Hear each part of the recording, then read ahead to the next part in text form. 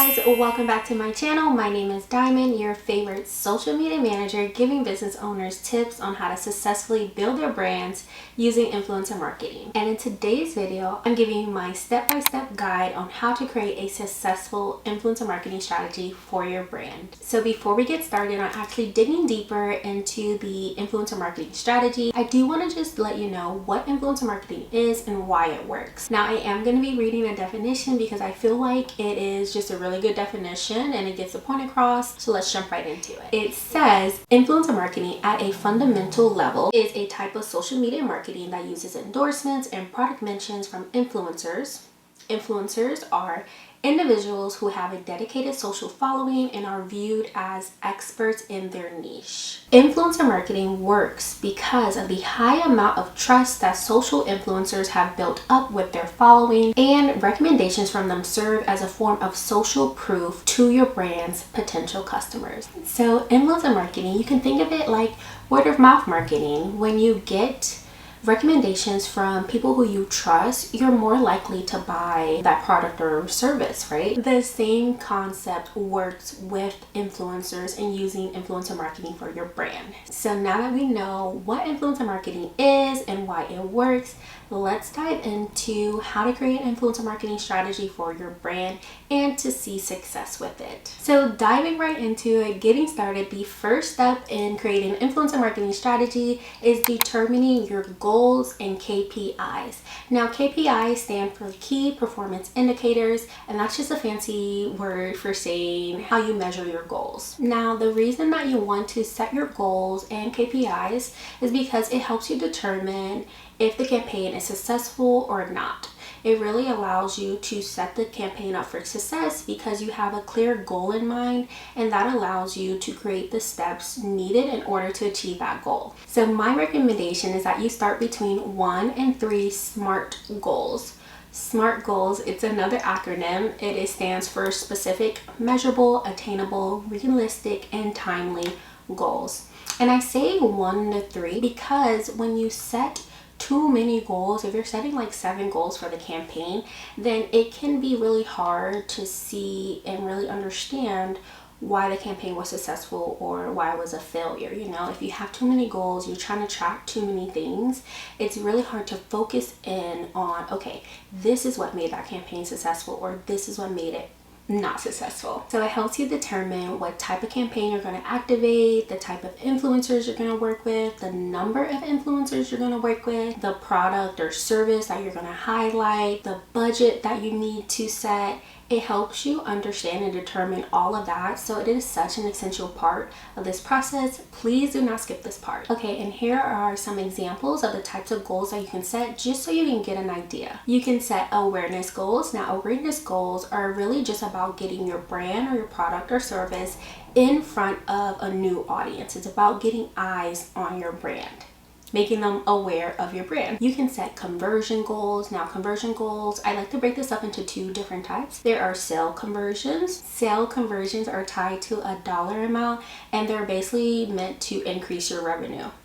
Nurture conversions. Nurture conversions are anything like increasing email signups or ebook downloads, anything like that. And nurture conversions are really good because if you have let's say an upcoming product launching in summer, you right now want to get as many people on your email list. That way you can continue nurturing them and building that relationship up in order to have a really good product launch in the summer. Okay, so now that you understand some types of goals that you can set, you always have to set a corresponding KPI for that goal because, like I said, KPIs are just how you measure the success of your goals. So if the goal is awareness, then the KPIs that you would set to measure that awareness are things like reach, impressions. You can even do follower count. And if your goal is conversions, then you can set KPIs for tracking promo codes, UTM links, which is just a trackable link that you can track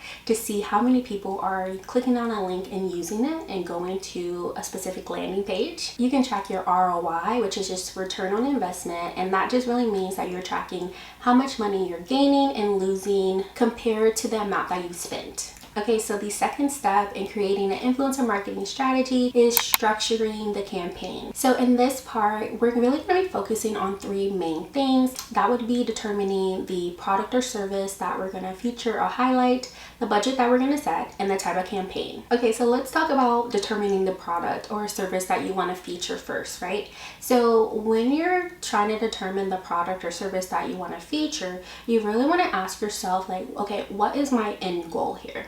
Let's say you have a conversion goal. You're really focused on sale conversions, right? And you want to make a profit of $10,000. So when you're picking the product or service that you want to feature or highlight, you need to think about, okay, which product or service will allow me to achieve that goal of getting $10,000 from this campaign. Other questions that you want to ask when you're determining the product or service is this product or service relatable to my audience? Is there something that is going to entice them to want to buy and participate in the campaign? And is this product or service something that is relatable to the influencer and their audience? So you want to ask yourself all those questions when you're determining the product that you want to feature. Moving on to setting a realistic budget, and that's what it should be, okay?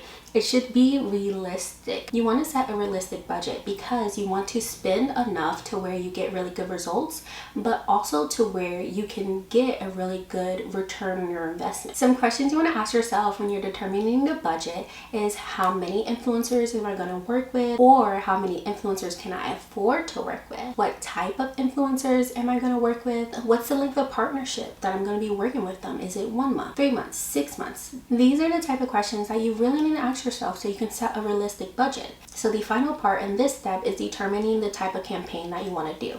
Now, I do have a video all about the different types of influencer marketing campaigns. I go over like the pros and cons of each one. If you want to check that out, I'll leave that in the cards here or the description box below. So determining the type of campaign, really it goes back to which type of campaign is going to allow us to achieve our goal. If your goal is to get that $10,000, you want to think about this. Which campaign is going to help me achieve that? Is it going to be a sponsored content campaign? Is it going to be a giveaway or contest campaign? The next step is to pick your influencers. Now, I do have, of course, several videos on how to choose the right influencers for your brand, ways that you can actually find them, even how to reach out to influencers. So if you do want to check those out, I'll leave them in the description box below. But basically what you want to do in this part is you need to choose an influencer based on the goals that you set and the pros and cons of each one. So let's do that really quickly. Let's talk about a couple different types of influencers and the pros and cons of each one. The first one that we're going to be talking about is nano influencers. Nano influencers have less than 10,000 followers and they are seen as like the brand advocate. They're like the cheerleaders of the influencer marketing world. Some pros when it comes to choosing nano influencers is that they have higher engagement rates, they have really dedicated communities, and they're more than likely cost effective. But some cons when it comes to nano influencers is that they can be a little inexperienced when it comes to content creation or just navigating the influencer marketing world because they're just getting started. They're still trying to determine the type of content they want to post, which audience they really want to connect with, all of that. And another con is that they may have lower reach. The second type of influencer that you may be able to work with is a micro influencer. Now, micro influencers have between 10 and 100,000 followers, and they are seen as like the experts in their niches, right? They have built up some good brand authority. So some pros when it comes to micro influencers is that they do still have decent engagement rates, but here is where they're going to be way more experienced content creators. They're going to know their content creation style, they're going to know what their audience likes, and they're going to be really good at capturing that content. And also they can be fairly priced. Cons when it comes to working with micro influencers is that this tier of influencers is kind of not overly saturated, but there are a lot.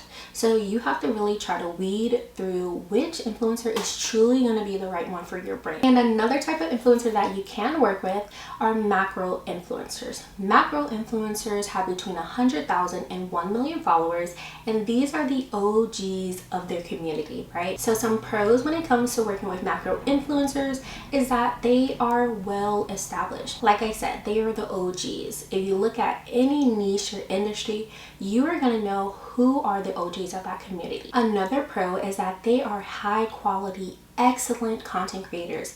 They know their content creation style. They have perfected it. They have really good equipment. You will expect to see some high quality content when you're working with macro influencers. But some cons when you're working with macro influencers is that they do have higher price points. They're going to be charging what they're worth, okay?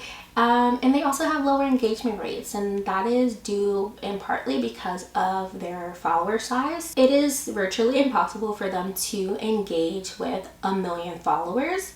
And also because they have such a huge following, some of their audience is not going to be as interested or engaged with their niche content, right? So the next step in creating a successful influencer marketing strategy is the outreach and negotiation process. Now, I do have 2 separate videos on reaching out to influencers and negotiating with them, so if you want to check those out, again, of course, I'm gonna link them in the description box, even though this description box will be filled with so many links, but it's okay. It's a resource for you guys. Okay, so let's just jump into it. Some key outreach best practices is that 1, email is best. So email really should be used for legal purposes. It's how you keep a paper trail of everything. And so in that first outreach email, you want to remember some key things. You want to keep it short and simple. You always want to be honest with what you're asking them for. So for example, if you are looking to just do a gifting campaign, you want to let them know that, because if they're expecting a paid opportunity, then they're gonna feel like you kind of, withheld that information, and that's a little shady. Another thing is that you want to keep it conversational and friendly.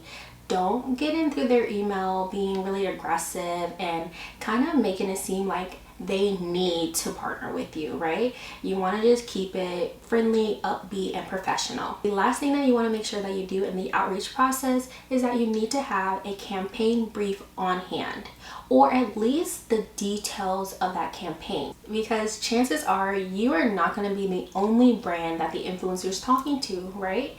So you want to have all the details that the influencer may need about the campaign ready and on hand, so you can send to them in order for them to determine if they want to be a part of this campaign or not. Now, moving on to my negotiating best practices, my number 1 tip is that you need to know your numbers, right? So here's a little secret.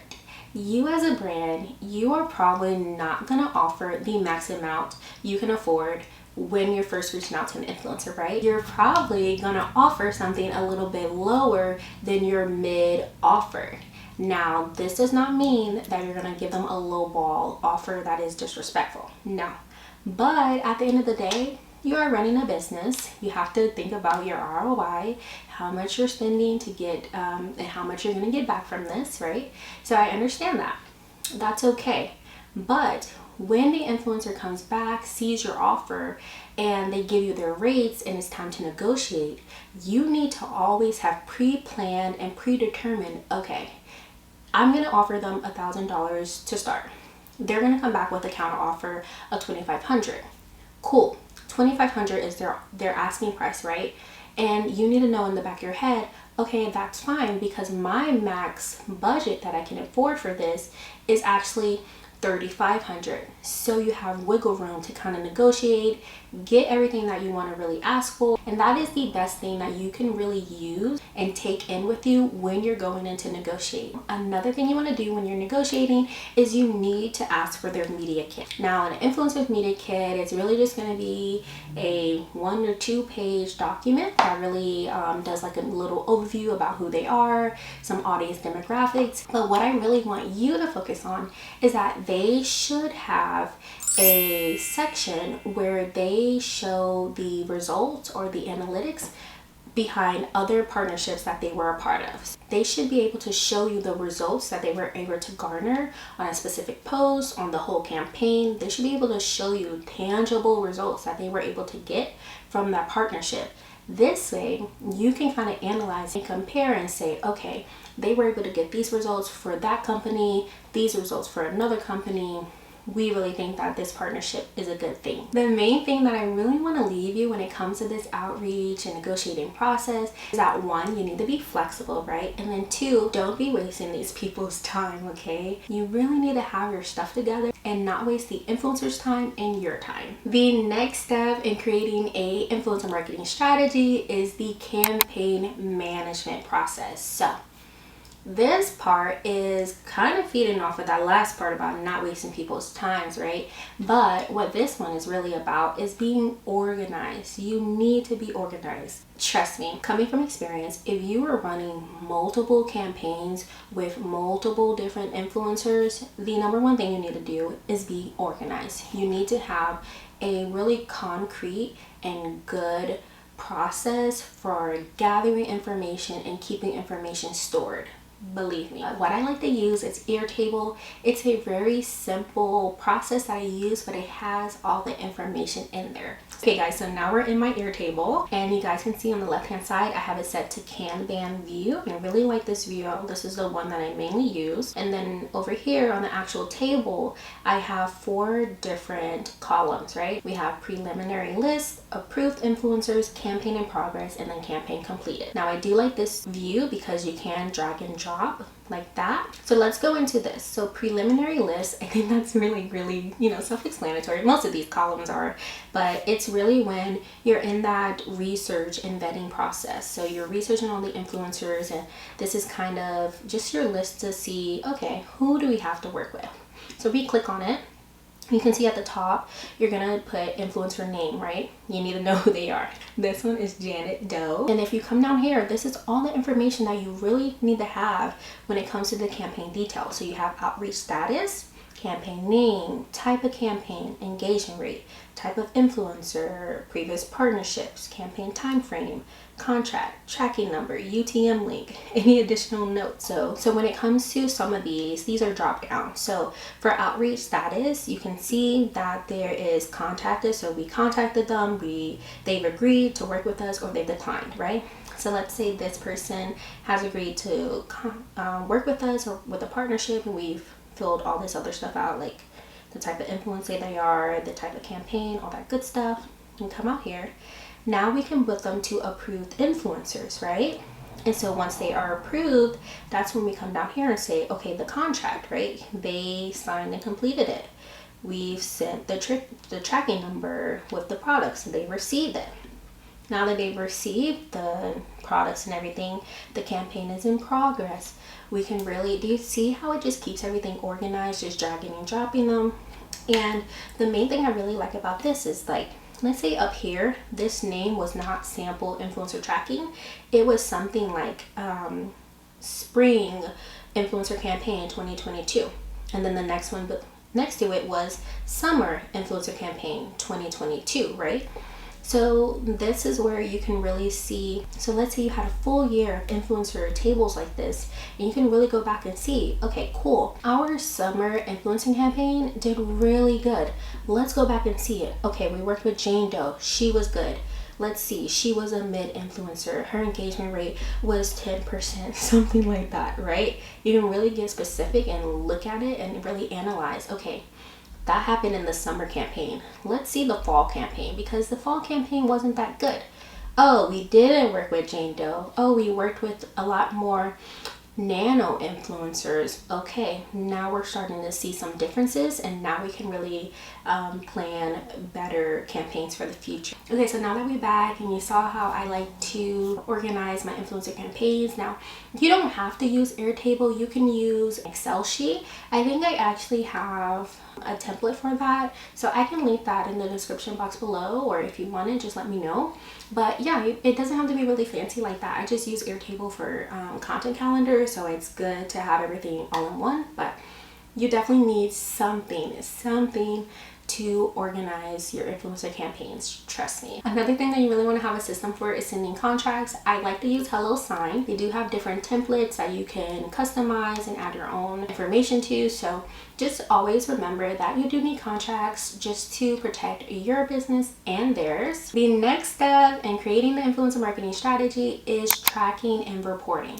Again, like with the campaign details, you need to have a centralized place where you're tracking the results that you're getting. Another pro tip I would give is that you need to keep your reports, your tracking reports, for a full year. So I mean, you really shouldn't delete it after that, but what I'm saying is that if you did 4 campaigns for each quarter, something like that, at the beginning of next year, you want to take a look when you're planning your influencer strategy for next year. You want to take a look and go back to quarter 1, 2, 3, and 4, see the reports, see what worked, see what didn't, and that way, that's how you really get strategic for your next influencer campaigns, and that's how you start seeing success over and over and over again, because you're getting really strategic with what's working, and you just know this is what works for our brand. We're gonna keep doing it until it doesn't work, and then we're gonna reanalyze and see, okay, how do we pivot